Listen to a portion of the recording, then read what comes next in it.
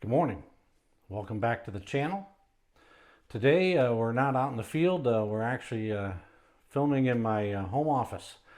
Work schedule's been kind of hectic and the weather hasn't been very cooperative here over the last few weeks, so I haven't been able to get out and really do any images or video. So I thought we'd shoot today's video from the home office.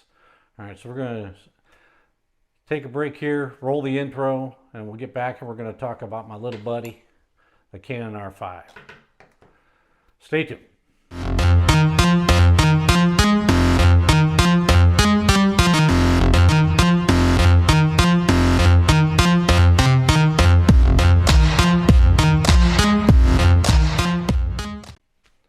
All right, so we're going to make this a short video, but let's jump back into it here. Jump into it. Canon R5. I've had this now for a year, and I thought it was time to come back and tell you what I think about it after a year. All right, I did my first video. I'd had it for a few months, and back I think in August last year, I went out and used it and gave you some of the things I liked and didn't like. In fact, I think I did 3 likes and 3 dislikes. And if you remember, I really struggled to come up with 3 things I didn't like. I can come up with a lot of things I like. I just finding things you don't like or I didn't like was hard to do. So a year later, does that change? Where are we at? What do I think of it? Well, be honest, I think more of this, the R5 today than I did then. I mean, it's a fantastic camera. Does everything I need it to do and works terrific, for what I'm looking for. All right. Do I have more things that I don't like about it, or I found things that I don't like about it? Not really. I mean, I struggle to find any one thing I really don't like about it. In that video a year ago, I talked about the fact that the one thing I really didn't like was the file size. 45 megapixel camera is generating a raw file that was incredibly large, and I was struggling to have enough space, all right, to actually, store the images. Everybody shouted in and said, use C-RAW. You'll get a little bit smaller file and it won't do anything to your images. So I gave it a shot. I haven't stopped using it since you guys suggested it. It works great. C-RAW doesn't change your images at all, but it does make the file sizes smaller, made it a lot easier to handle. So I do continue to use that, and I do appreciate that insight. So thanks for that. All right. Now, is there anything else I don't like about it? Not really. I mean, it's a fantastic camera. I love shooting it. Today, I think it's probably the best camera I've ever shot.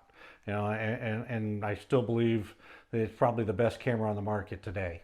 All right, it is absolutely terrific, especially when you combine it with the RF lenses. The RF lenses, every one of them has been fantastic.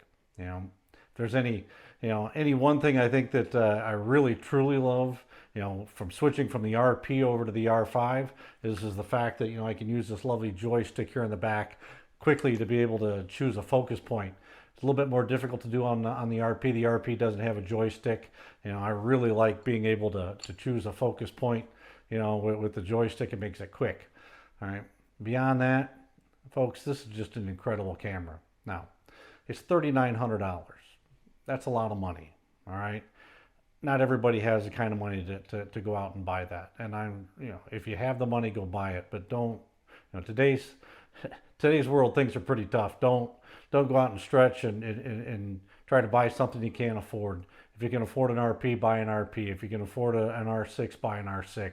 If you've got the money, go for the R5. Don't be afraid to do it. All right, because it'll do everything you need it to do and more.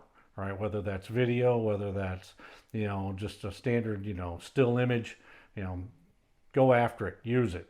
I mean, it's a great camera, but again, don't stretch. All right, if you can afford it, buy it. You won't be sorry.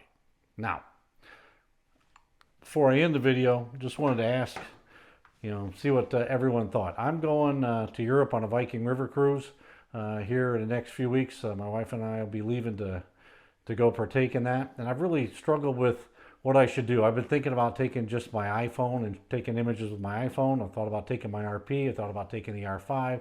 Thought about taking a bunch of lenses. Thought about taking one lens. Really not sure what I want to do. Haven't been able to make up my mind. Not sure if I want to shoot a couple videos when I'm over there. Because it is a vacation and it's an opportunity to get away from work, which, trust me, I really need to be able to do that from time to time. So I'm looking for some input. Leave a comment below, if you would, please. Let me know what you think. What would you do? 14-day Grand European Viking River cruise. would you guys like to see some images from over there? Something like maybe a video or two. What would you do if you were doing it? What would you take? Love to hear. Love to see what you think. Before I go. So, but in the video here, just remind everybody to like, comment, subscribe. Try to continue to grow our subscriber base. Continue to grow the channel. And as always, just remember to get outside and enjoy life, because life is way too short.